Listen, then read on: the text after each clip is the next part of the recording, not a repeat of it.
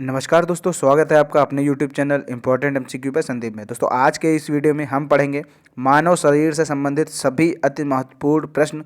दोस्तों इस वीडियो में मैंने जो सरल सरल से बेकार से क्वेश्चन मैंने शामिल नहीं किए, जो आपने बहुत ही कम सुने होंगे, बहुत ही ज़्यादा इंपॉर्टेंट है, जो आने की उम्मीद है, मैंने उन्हीं प्रश्नों को इसमें शामिल किया है। क्योंकि सरल सरल प्रश्नों को तो आप कहीं से भी, किसी भी किताब, किसी भी कॉपी में आपको मिल जाएंगे, लेकिन जो जो इंपॉर्टेंट क्वेश्चंस हैं उनको इस वीडियो में हमने शामिल किया है। तो सबसे पहले बता दूं, इस वीडियो को पूरा ध्यान से देखिएगा और पूरा लास्ट तक देखिएगा। दोस्तों जो चैनल पर नए हैं उन लोगों से निवेदन है, चैनल को सब्सक्राइब करके घंटी का निशान जरूर दबा दीजिए, ताकि आने वाले सभी वीडियोस का नोटिफिकेशन आपके पास सबसे पहले मिल जाए। तो चलिए दोस्तों शुरू करते हैं आज का वीडियो। सबसे ज़्यादा इंपॉर्टेंट क्वेश्चन मैंने लिए 30 क्वेश्चन। ओके दोस्तों चलिए शुरू करते हैं। मानव शरीर का सामान्य रक्तदाब कितना होता है?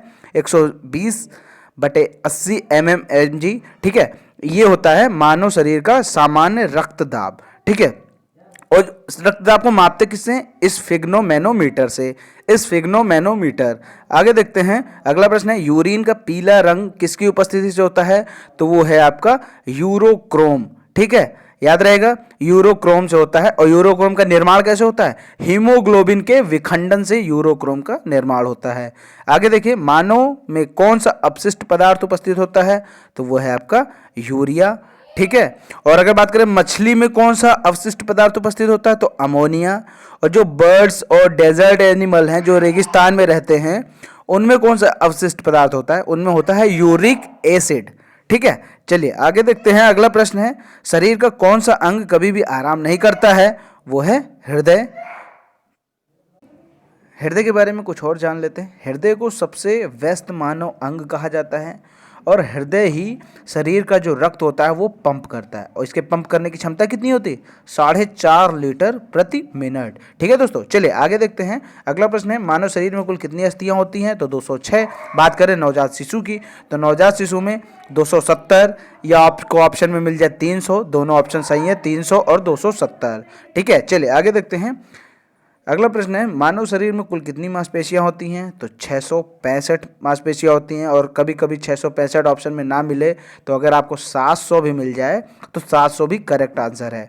आगे बढ़ते हैं, मानव शरीर में कितने अस्थाई दांत होते हैं? तो वो 20 होते हैं। अस्थाई दांत कौन से होते हैं? जो पहले बच्चों के निकलते हैं और फिर बाद में गिर कर फिर जो नए निकलते हैं वो होते हैं स्थायी दांत, लेकिन जो गिर जाते हैं वो होते हैं अस्थायी दांत। ठीक है, समझ गए होंगे आप लोग। चलिए आगे देखते हैं, मानव शरीर में उपस्थित कर्ण अस्थियों की संख्या बताइए। तो ये हैं 6। दोस्तों कर्ण अस्थियां कौन कौन सी होती हैं? स्टेपीज, मेलियम और इनकस, ये 3 होती हैं। तो दोस्तों ये 3 होती हैं एक कान में, तो दोनों कान की कितनी हो गए? 2 × 3 हो गए आपके 6।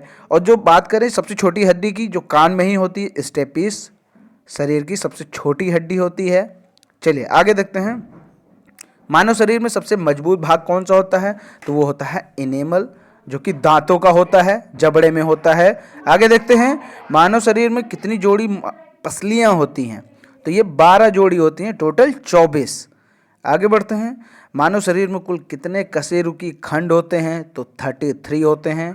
अगला प्रश्न क्या है, हमारे अस्थियां तथा दांत सामान्यतः किसके बने होते हैं? तो ये तो सबको पता है कि कैल्शियम और फास्फेट से बने होते हैं, लेकिन अगर कैल्शियम और फास्फेट के कई टाइप्स दे रखे हैं तो उसमें ट्राई कैल्शियम फॉस्फेट होगा। ध्यान रखिएगा, इसमें कंफ्यूज ना हो जाइएगा, क्योंकि कैल्शियम फॉस्फेट तो सबको मालूम है।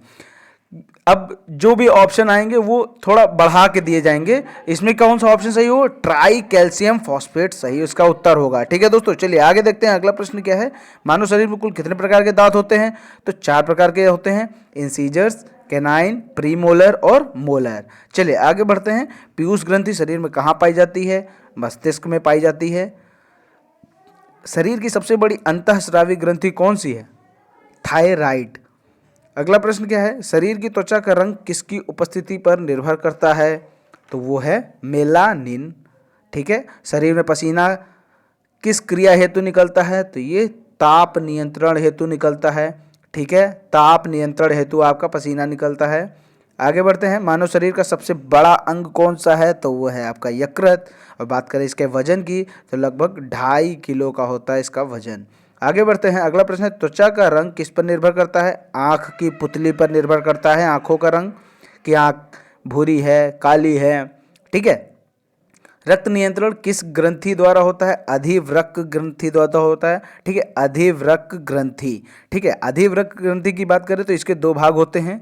एक होता है कार्टेक्स जो बाहरी भाग कहलाता है, और जो अंदरूनी भाग होता है उसको कहते हैं मेडुला। ठीक है, कार्टेक्स बाहरी भाग और मेडुला अंदरूनी भाग अधिवृक्क ग्रंथि का। चलिए अगला प्रश्न क्या है? प्रोटीन को तोड़ने के लिए कौन सा अवयव उत्तरदायी होता है? तो वो है ट्रिप्सिन।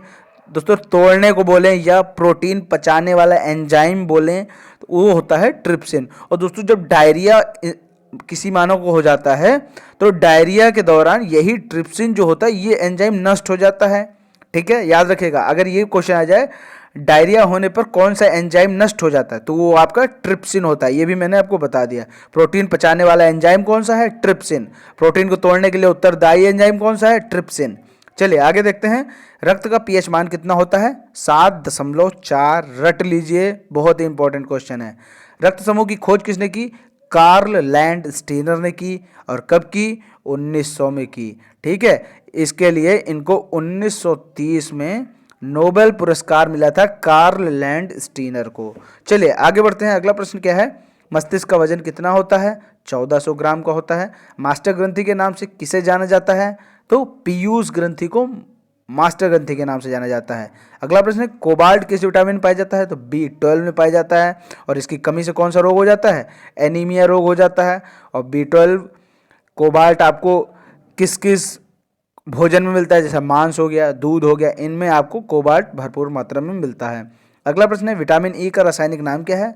तो है टोकोफेरॉल। और इसमें बीमारी कौन सी होती है? इसमें जनन शक्ति कम हो जाती है। ठीक है, इसका जो मुख्य स्रोत है विटामिन ई का दूध, पत्ती वाली सब्जी, मक्खन, यही सब है इसका विटामिन ई का स्रोत। आगे बढ़ते हैं। अगला प्रश्न है रेबीज का टीका की खोज किसने की? लुई पास्चर ने की। और लुई पास्चर ने एक और चीज़ की खोज की थी, दूध का पॉस्चराइजेशन। ठीक है, कि दूध को ज़्यादा समय तक सुरक्षित कैसे रखें कि दूध खराब ना हो। उसको एक निर्धारित तापक्रम पे उसको गर्म किया जाता है, उसके बाद वो 1 से 2-3 दिन तक वो सुरक्षित रहता है दूध आपका। उसकी खोज इन्हीं लुई पास्चर ने की थी, जिसे कहते हैं पॉस्चरीकरण। ठीक है, पॉस्चराइजेशन।